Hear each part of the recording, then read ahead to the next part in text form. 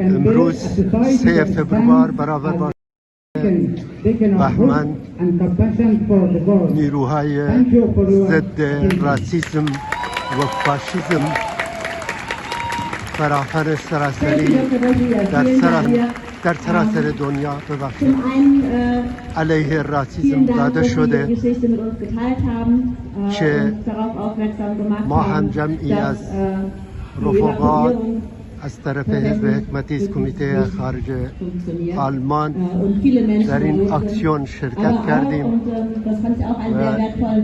انزجار خودمون را علیه راسیسم و فاشیسم اعلام می‌داریم. البته با ضمن اینکه علیه راسیسم شعار دادیم و سوال دادیم و شعار دستیم و اشتراک دستیم،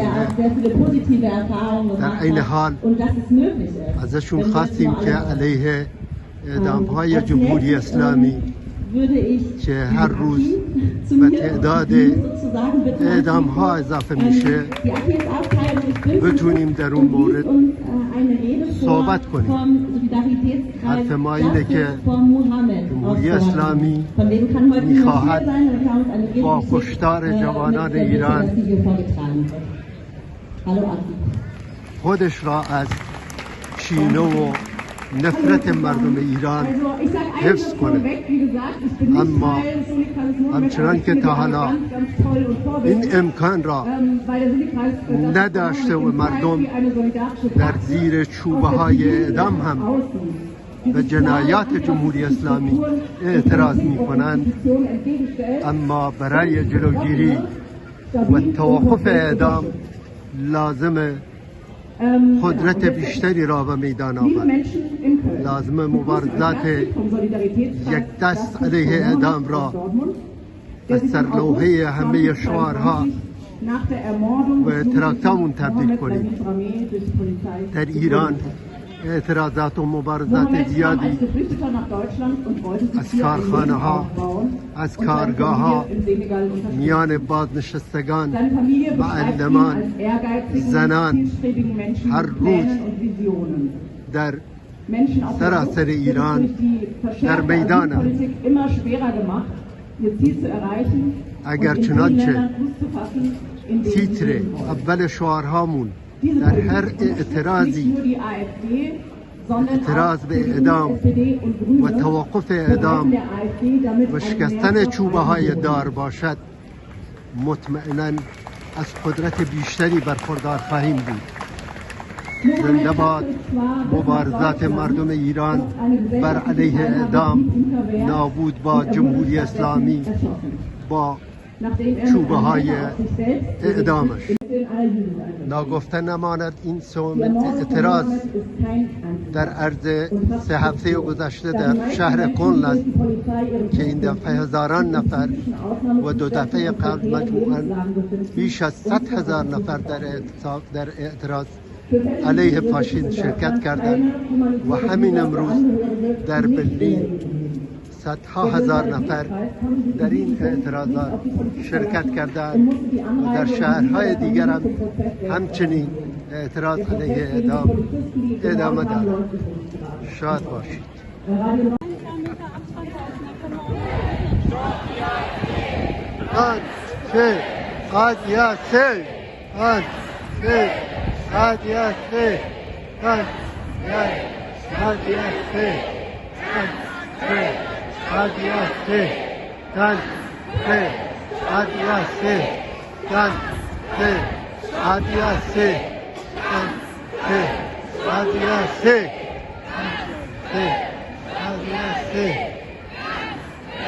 اکنون جمعیت همه دست در دست هم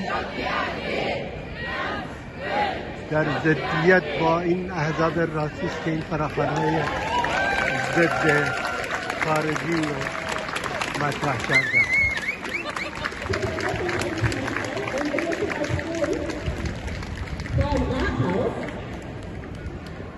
Haben wir die bundesweit erste große Demonstration gegen rechts mit über 30.000 Menschen veranstaltet. Insgesamt waren in den letzten Wochen in Köln über 100.000 Menschen gegen Rechtsextremismus auf der Straße. Das gibt Mut und macht uns Hoffnung.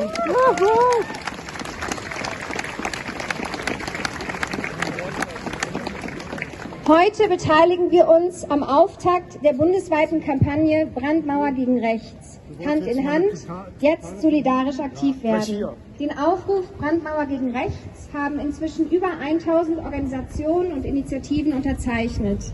In Berlin findet heute parallel eine Großdemonstration vor dem Deutschen Bundestag statt.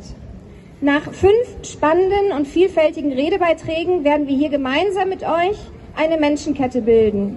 Wir zeigen damit, dass wir für Vielfalt, Menschenrechte und eine offene Gesellschaft einstehen und für unsere Demokratie kämpfen.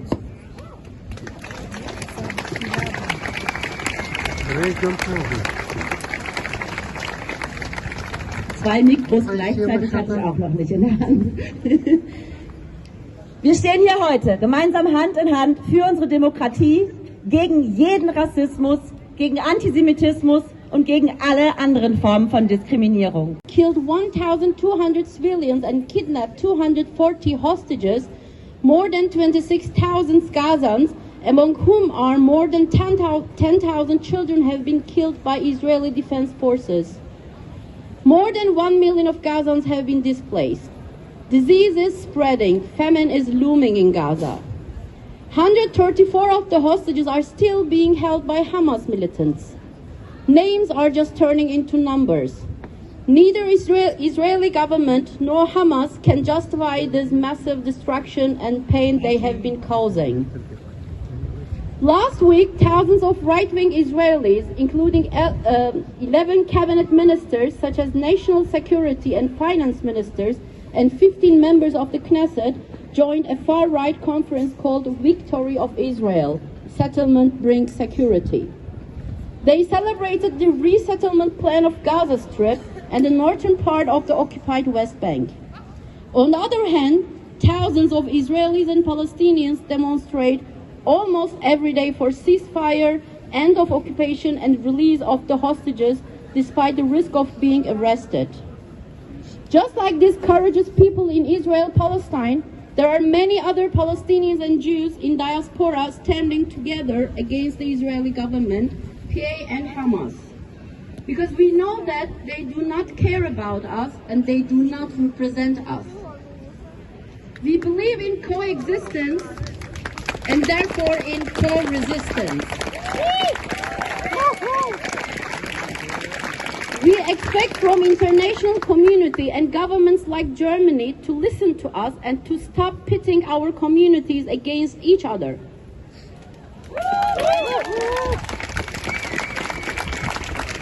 Calling out Hamas and the crimes it has been committing for many years against Palestinians and Israeli civilians does not make one anti-Palestinian.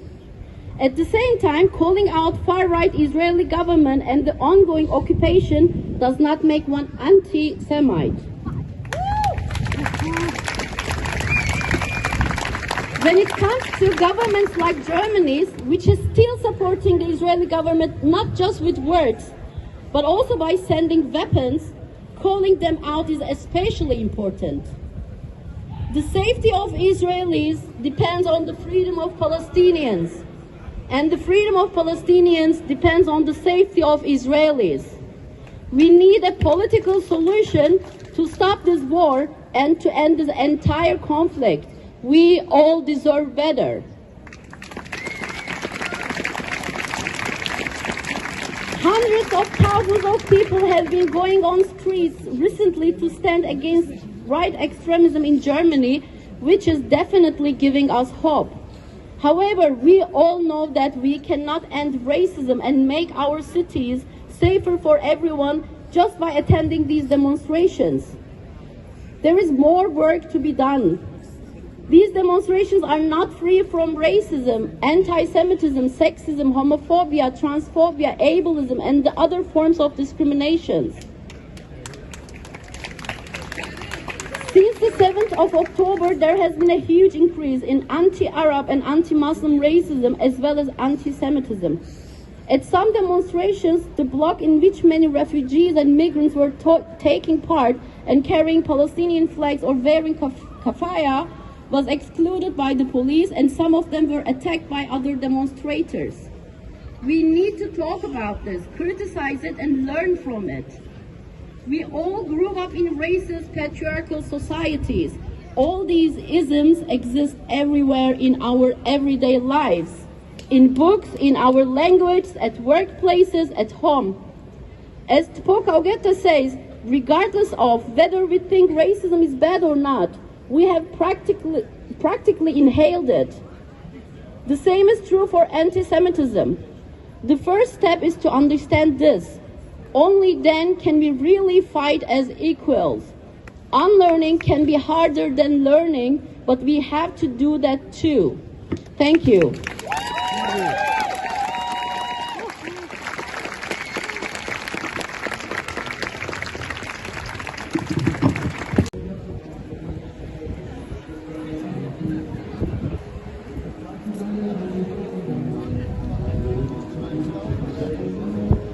او نفر فلسطینی بو لسر وضعیت فلسطین و محکوم کردنی حکومت های اروپایی مخصوصا آلمان بو هاوکاری کردنی اسرائیل و امریکا قسەی کرد و ئەرکی ئەساسی خستە سەرشان خەڵکی ئاڵمان کە دفاعکەن لە خەڵکی غەزە.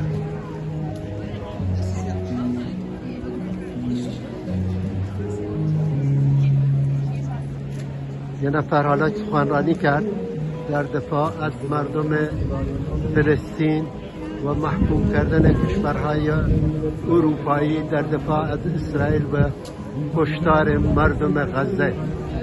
گفت باید مردم آلمان در مقابل این جنایت‌های دولت آلمان و بقیه دولت‌های فاشیست و ضد مردم فلسطین بیستن و همه براش را کشیدن. باز میگه ضد فاشیسم همه ضد فاشیسم.